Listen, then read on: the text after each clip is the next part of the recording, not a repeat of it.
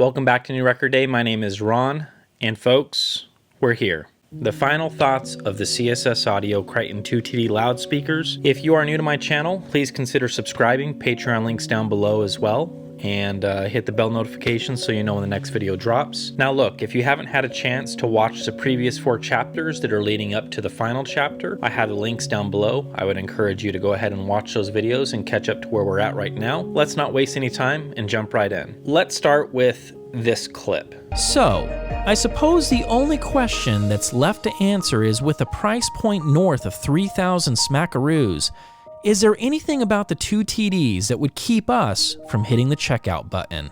So putting myself in the hot seat, is there anything about these loudspeakers that would prevent me from hitting the checkout button? One thing and one thing only, and that is that I would opt for the kit. I would be willing to sacrifice the build quality and the finished product, and I would go the route of do-it-yourself, and I would save the money. Now granted, not everybody is into do-it-yourself, and that might intimidate you a little bit.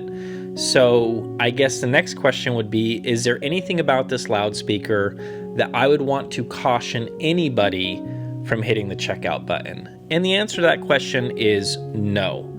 If we're gonna start with just fit and finish, let's get this part right. There's a bit of irony that CSS Audio is predominantly this do-it-yourself loudspeaker company. They sell kits, and here we have CSS Audio turning out a finished speaker that, in my opinion, rivals a lot of the competition that don't do do-it-yourself kits.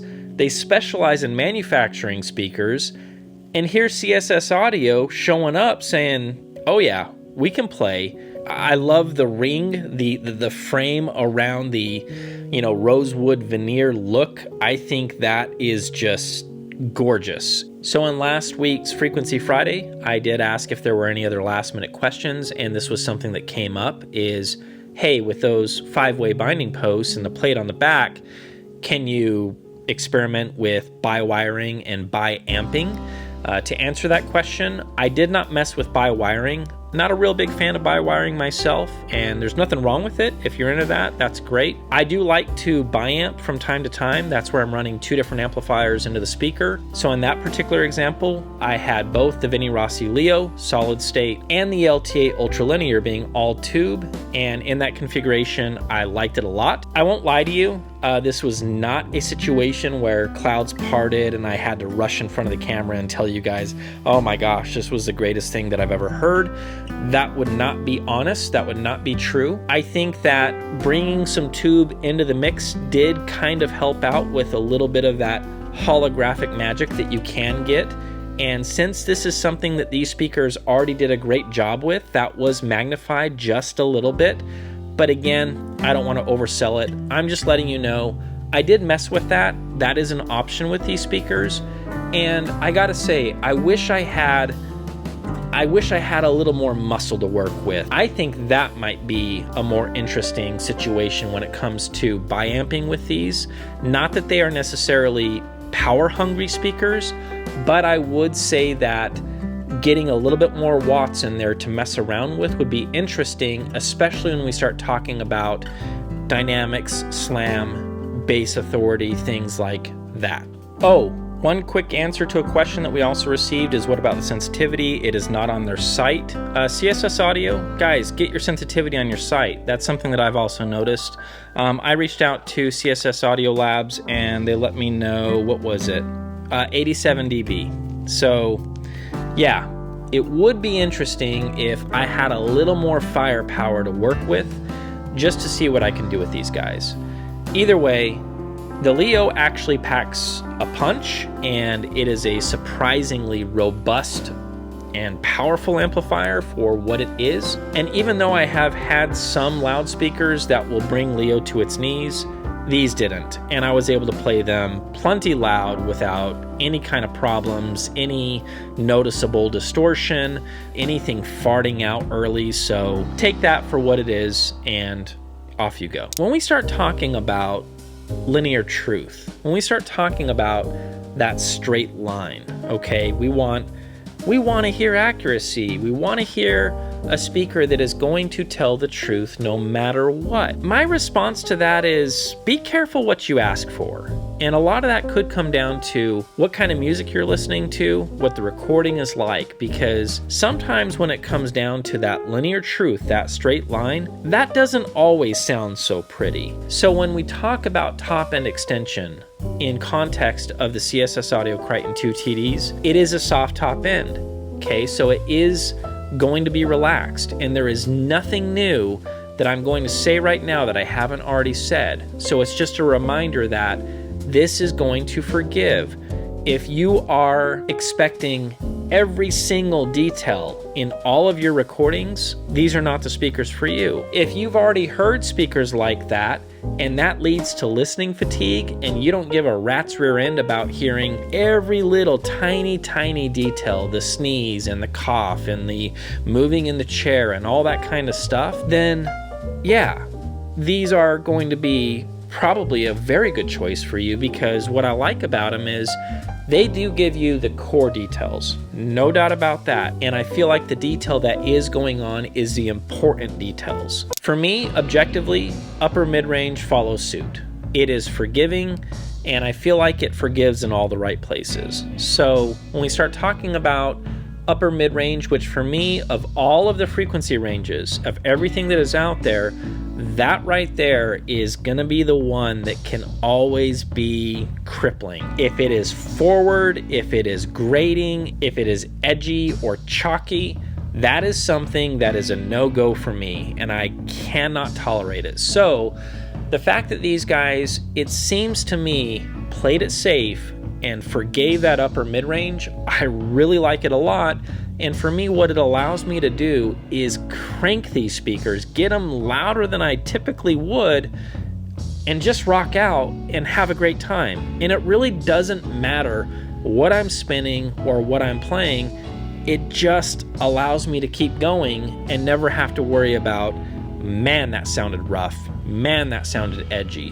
Man, that was just a little bit too much. I need to take a break. With these loudspeakers, no breaks necessary. In the context of this review, and in the context of how this speaker was voiced, I said that the mid-range is nearly perfect. And I'm not going to back down on that. I feel like what these guys did is they figured out what is important to get right, and how can we voice this speaker in a way to where it's going to do something really special, and they worked hard at it. And I really do feel that even though that mid-range is ultimately colored, it definitely is. We can both objectively and subjectively see that. There's no question in my mind that it is a little bit elevated or emphasized. I gotta say, they did a fantastic job, and it sounds beautiful. For me, when I listen to mid-range on these speakers, it just has this glow. It has the texture that I love when it comes to mid-band. Look, I'll say it like this. Had they walked a straight line, and that was a perfect linear mid-band, I think honestly this speaker would be a little bit boring. And I don't know if they would have gotten the same review out of me as they did. I think I would have walked away saying, you get a participation award for making a speaker that's pretty, but you didn't give me anything to really sink my teeth into and say, okay, I see what you did here. I see what you did with one thing that we can pull out of a hat and say, this is the magic trick about this speaker. This is the thing that gives it its identity. And in the context of what this speaker sounds like, from bass all the way at the top and extension, that mid-band, it is a perfect voicing for this speaker. Mid-bass and bass. So we had some ups and downs. First I thought, there's something going on with these speakers. Something's out of phase. Something's not wired right. Something got bumped during shipping. We got a mess on our hands. What the heck is going on? It turns out, no, it is my room. And I know for a fact that it's my room, and I've gone back to measure these at the port, near field at the woofers, and they're fine. And it hits exactly where they say, which is in the 40s. So you can expect in the right room Mid-30s, maybe? But I guess that leads me right into my final thoughts about bass and sub-bass. Mid-30s is not full range. It's not. 20s and below is full range. So I want to set the expectation that this is not going to be a loudspeaker that you're going to set up, you're going to start playing, and you're going to think to yourself, I wonder if I'm really going to need a subwoofer. I think instantly you're going to say, I need a subwoofer. So how did I handle that, and what did I do? Well, I brought subs into the mix. This was an easy fix. I was able to yank out my H-frame open baffle subs from GR Research. I plopped these babies down on the subs and I pressed go, and I was, as they would say, a happy camper. I was getting the bottom of the barrel octaves, I was getting that slam, that impact, and I was getting that beautiful mid-range, and I was getting a relaxed top end that was not fatiguing at all. I was looking at the whole picture, the entire landscape. This right here, the whole package is what I would need in order to say, I'm done.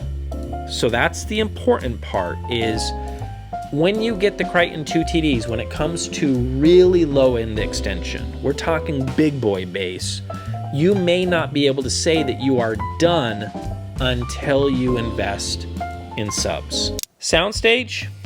Yeah, they do that. These speakers absolutely can and will disappear in a room, and it's not hard to do. So I asked the question, and I don't know, is it really coming down to internal parts? Is it resistors, capacitors, wire, binding posts? Is it that combined with the speakers that are being used for these guys? Is it that combined with the narrow baffle? Does it all matter? Does one thing matter more than the other? I don't know. I don't have the answers to all of those questions, but what I can tell you is this. I am learning this over and over and over again, that everything seems to make a difference and matter. And in the case of these bad boys, you set them up and they're gone. And I love that about these speakers. Mid-range and soundstage, this is going to be the two big things, the two big pillars as to why anybody is going to say, yeah, I want to give these guys a go. And that's where I want to end this review. Pretty positive review. Not much to complain about. But at the end of the day, I would say there are two pillars, mid-range and soundstage. These two things are what these speakers are really about, in my opinion. After everything that I've heard, everything that these have given to me, and my experience with these, it all leads me down the path of saying there are two things that I would say, if these are high on your priority list, way up there, super important to you, mid-range and staging abilities, yeah, it's a high bar. It's up there. Colored midband, yes, but it's freaking beautiful, and staging for days. You will be able to get these speakers to vanish in a room, and I love that. So thank you so much for hanging out with me. I certainly do appreciate it. And if you have any other questions, comment section down below is waiting for you. And we'll see you guys in the next one. My work here with the CSS-Audio Criton 2TD is done.